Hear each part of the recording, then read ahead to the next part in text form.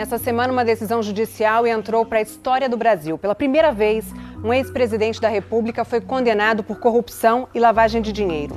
Em sentença do juiz Sérgio Moro, o ex-presidente Luiz Inácio Lula da Silva foi condenado a 9 anos e meio de prisão.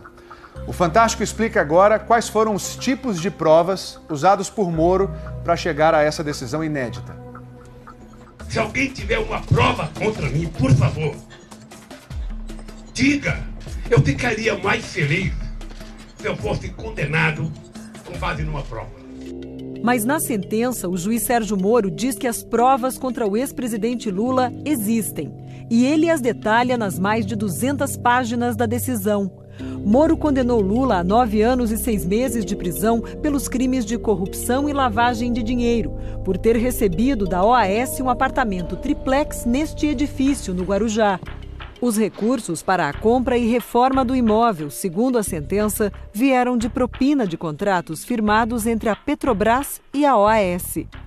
E a sentença é o ato em que o juiz vai, diante das provas que foram produzidas, verificar se a versão da acusação é correta, se a versão da defesa é correta. Se ele tiver certeza da versão da acusação, com base nas provas, ele condena. O que levou à condenação do presidente Lula nessa sentença foi um conjunto de elementos. O juiz Sérgio Moro usou 3 tipos de provas: documentais, testemunhais e periciais. Uma sentença que tem várias provas, pouco importando a natureza dessas provas, documentais, periciais, testemunhais, ela é uma sentença mais forte do que uma sentença que tenha uma única prova. Quando Moro ouviu o depoimento do ex-presidente Lula em maio passado, assegurou: eu lhe asseguro que vai ser julgado unicamente com base nas leis e na prova do processo. O senhor pode ficar seguro quanto a isso. A sentença de Sérgio Moro começa avaliando as chamadas provas documentais. As primeiras provas citadas são aquelas encontradas na casa de Lula, em São Bernardo do Campo, no ABC Paulista. Esta é a cópia de um termo de adesão assinado pela ex-primeira-dama Marisa Letícia, em 2005. O documento mostra a intenção em comprar um apartamento neste prédio, no Guarujá, litoral de São Paulo. Marisa, que morreu em fevereiro passado, se interessou pela unidade número 141. O casal guardava em casa um segundo termo, sem assinatura. O papel indica o interesse também pelo apartamento número 174. O prédio estava sendo construído pela Bancop, a cooperativa habitacional dos bancários de São Paulo.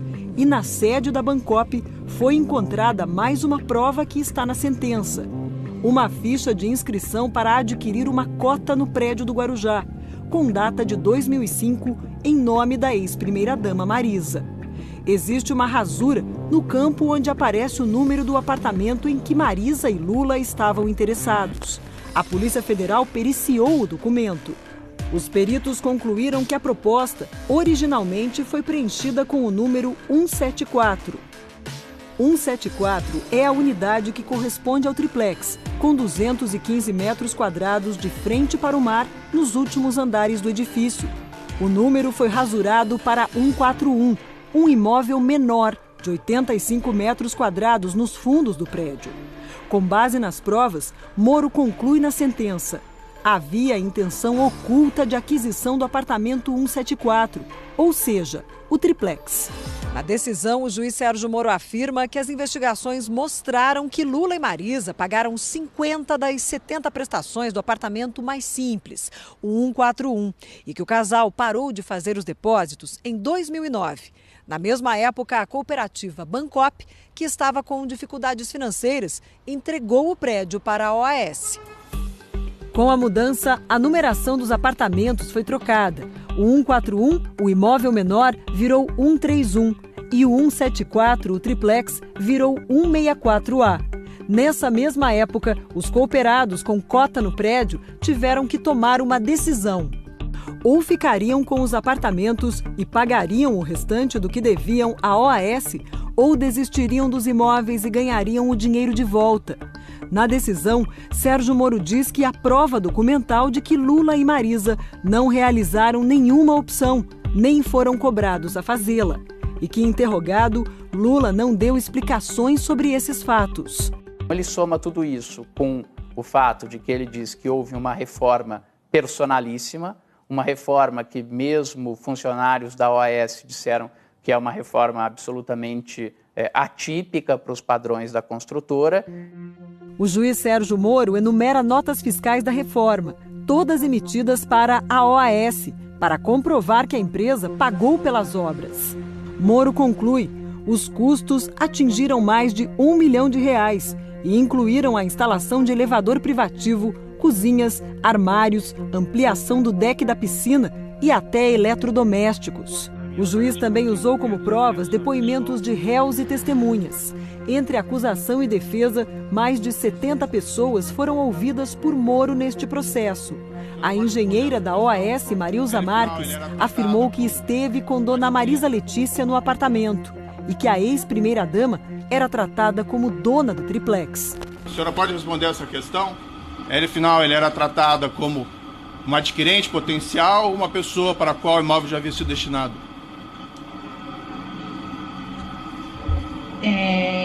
Tratado como se o imóvel já tivesse sido destinado. O principal depoimento é de um réu no processo, Léo Pinheiro, ex-presidente da OAS, que está preso. No interrogatório a Moro, Léo Pinheiro disse que o triplex sempre esteve reservado a Lula. Isso virou uma prova testemunhal. Nunca foi colocado à venda pela OAS. Desde lá de 2009. Desde 2009. Eu tinha uma orientação para não colocar à venda, que pertenceria à família do presidente. Léo Pinheiro disse também que foi o próprio ex-presidente que pediu para conhecer o imóvel. E ele disse: olha, eu gostaria de ir com minha esposa visitar o apartamento. Você pode designar alguém e tal? Eu disse: não, absolutamente, presidente, eu vou pessoalmente.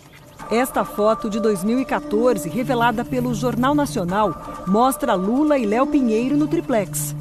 Depois dessa visita, começou a reforma, que incluiu a instalação de um elevador e a construção de um deck com piscina.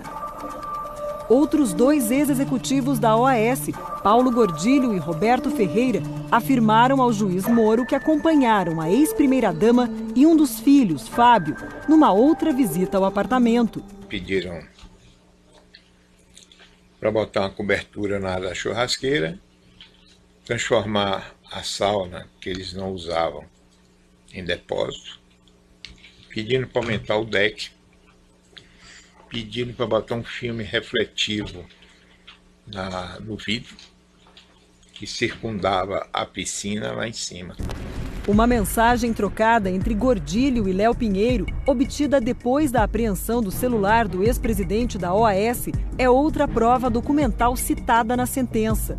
Nela, os ex-executivos discutem a reforma do sítio de Atibaia, mas também tratam do triplex, porque as cozinhas dos dois imóveis, pagas pela empreiteira, foram encomendadas à mesma empresa. O projeto da cozinha do chefe está pronto. Se marcar com a madame, pode ser a hora que quiser. Amanhã, às 19 horas, vou confirmar. Seria bom também ver se o de Guarujá está pronto. Guarujá também está pronto. No depoimento, Léo Pinheiro foi questionado sobre a mensagem. Quem que é a madame aqui que foi referido? A ex-primeira-dama. Para Moro, não há dúvida. As provas confirmam a tese da acusação de que o apartamento 164A triplex foi atribuído ao ex-presidente e à sua esposa desde o início da contratação e que as reformas no imóvel foram feitas para atendê-los especificamente. A defesa de Lula contestou pontos da sentença. Criticou a validade do depoimento de Léo Pinheiro, que colaborou com a justiça e tenta fechar um acordo de delação premiada. A sentença despreza o depoimento de 73 testemunhas que foram ouvidas ao longo de 24 audiências, despreza provas documentais e dá força da validade jurídica a papéis que não deveriam ter e, sobretudo, ao depoimento de um delator informal cujo depoimento mereceu 29 parágrafos na sentença, ao passo que a prova da inocência que nós apresentamos mereceu 5 singelos parágrafos na sentença. Mas no entendimento da justiça, o fato de alguém ser um criminoso não significa que não possa dizer a verdade. E o juiz Sérgio Moro entendeu que, nesse caso, o depoimento do criminoso, confesso, narrava fatos verdadeiros, porque vinha apoiado também em outras provas que indicavam a mesma coisa, isto é, que de fato a propriedade do apartamento era do presidente Lula.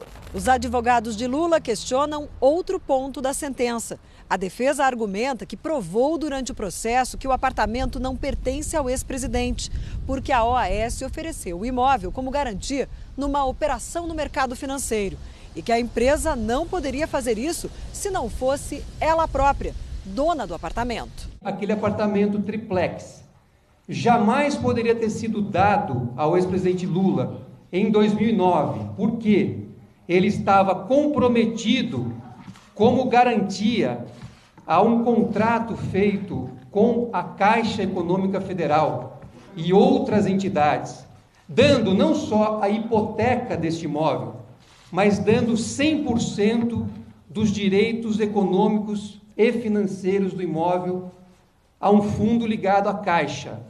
Esta prova foi simplesmente tratada de forma superficial e claramente sem nenhum interesse pelo juízo. Veja o que diz a sentença sobre a hipoteca do triplex. Se trata aqui de uma operação normal de financiamento que captou recursos no mercado financeiro e oferecendo como garantia imóveis em construção. Essa é uma operação relativamente comum no mercado financeiro, até porque quando os apartamentos estão sendo construídos ainda, efetivamente nenhum comprador é proprietário do apartamento. O que se tem com variáveis negócios são compromissos de compra e venda, promessas de compra e venda, ou no caso de cooperativas, cotas da cooperativa que dão direito futuramente ao imóvel correspondente ao apartamento de número tal. A sentença diz também: não foi oferecido como garantia apenas o triplex, mas todos os imóveis do referido empreendimento. As provas mostram que outros apartamentos do mesmo prédio também estavam hipotecados e, mesmo assim, foram negociados. Quem explica é o professor titular de Direito Civil da USP, Carlos Alberto Maluf. No processo, existem outras matrículas de outras unidades, de outros andares, tem nada a ver com o triplex do ex-presidente, que também consta essa hipoteca e foram negociados com terceiros, com outras pessoas. Isso esvaziou o argumento da defesa. Diante das provas, o juiz Sérgio Moro deu a sentença da condenação. Ele chega à conclusão de que está demonstrado, além de qualquer dúvida razoável, que o apartamento era de fato do presidente Lula. Na sexta-feira, a defesa do ex-presidente Lula apresentou um recurso contra a sentença do juiz Sérgio Moro. Os advogados questionaram 10 pontos da decisão e consideram que houve cerceamento da defesa, contradições, omissões e obscuridades, e que a pena foi desproporcional. O Ministério Público Federal afirmou que o recurso do ex-presidente Lula é um rito normal do processo. O juiz Sérgio Moro disse que irá se pronunciar nos autos.